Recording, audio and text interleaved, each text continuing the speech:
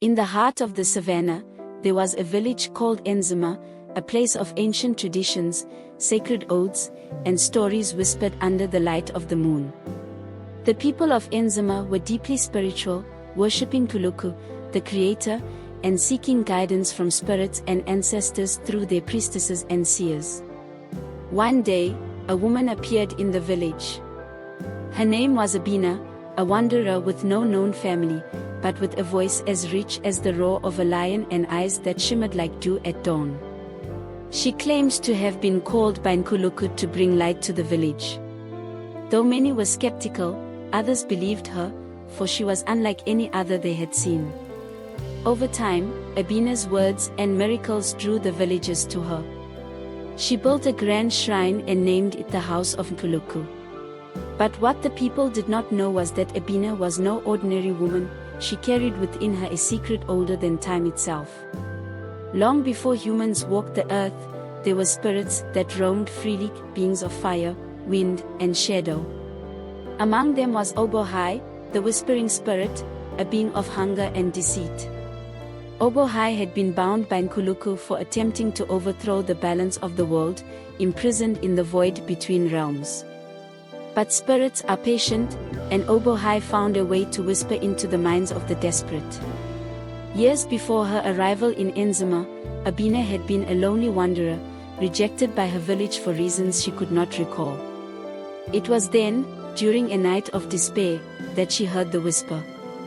"Child of the earth, I can make you powerful. I can make you more than they ever dreamed." Desperate to find purpose, Abena answered the call. Obohai's voice entered her heart, and she felt a power unlike any she had known. But it came with a condition: she would be the vessel for Obohai's return. When Abena reached Enzama, she used Obohai's power to heal the sick, call rain in times of drought, and cause the barren land to flourish.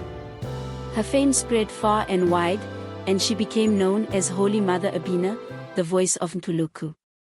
Her miracles seemed divine, but they were laced with subtle consequences. The healed often became sick again, not in body but in spirit. They grew distant, hollow-eyed, and filled with inexplicable dread. Yet, their faith in Abena never wavered, for she had told them, "Doubt is the enemy of the divine. Trust in me, for I am the hand of Nkuluku." The village prospered, but it was at a cost they could not yet see. In every village, there is always one who questions, one who sees beyond the surface. In Enzama, that person was Dongo, the son of the late priestess, a young man with a sharp mind and a heart loyal to the truth. Though he marveled at Abena's power, he could not ignore the unease that settled in his spirit whenever she spoke. One day, he confronted Abena during a gathering. "Holy Mother," he said, bowing respectfully, "if you are truly the voice of Nkuluku, show us your divinity. Speak the ancient language of the spirits, as only the chosen can." Abena smiled, her eyes flashing unnaturally. She spoke in a tongue no one had heard, a sound like wind through reeds and the crackling of distant thunder. The people gasped in awe, but Dongo felt a chill run through him. It was not the voice of Nkuluku but something darker. From that day, Dongo began to watch Abena more closely. One night, Dongo followed Abena into the sacred grove where the ancestors were said to dwell.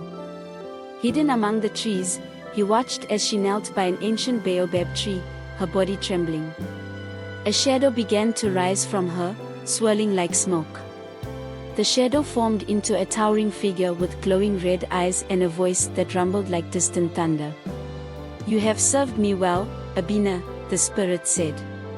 "But the time has come for me to take what is mine. Soon, I will no longer need you." Abena wept, her voice trembling. "You promised me a place of honor. You said I would reign." The spirit laughed. "You are a vessel, nothing more. Did you think you could bargain with a god?" Dongo's heart pounded as he realized the truth. Abena was not a servant of Nkuluku but a puppet of Obohai, the whispering spirit. The next morning, Dongo called the villagers to the shrine. He told them what he had seen, but many refused to believe him. "Holy Mother Abena is the chosen of Nkuluku," they cried. "How dare you speak against her?" Abena appeared, her face calm but her eyes blazing. "Dongo," she said, her voice honeyed but sharp. "You speak lies to divide us. The spirit of jealousy has consumed you." Dongo stepped forward, holding a sacred talisman that had belonged to his mother. "If you are truly of Nkuluku, let this talisman reveal your truth." The villagers watched in tense silence as Dongo raised the talisman. Abena stepped back, her composure faltering. The talisman began to glow, and the air grew heavy. Suddenly, Abena's body convulsed, and the shadow of Obohai burst forth. The villagers screamed as the spirit towered above them, its voice shaking the earth. "Fools! You dared question me? I am Obohai, the rightful ruler of this world." But Dongo, clutching the talisman, began to chant the ancient prayers of his ancestors. The villagers joined him, their voices rising in defiance of the spirit. The light of the talisman grew brighter, and Obohai's shadow began to shrink. With a final, ear-splitting scream, the spirit was banished back to the void. When the shadow faded, Abena lay on the ground, pale and trembling. The villagers, once in awe of her, now looked at her with a mix of fear and pity. "I wanted to help," she whispered, tears streaming down her face. "But I was weak. I let it in." Dongo knelt beside her. "You were deceived, but the fault lies with Obohai, not you.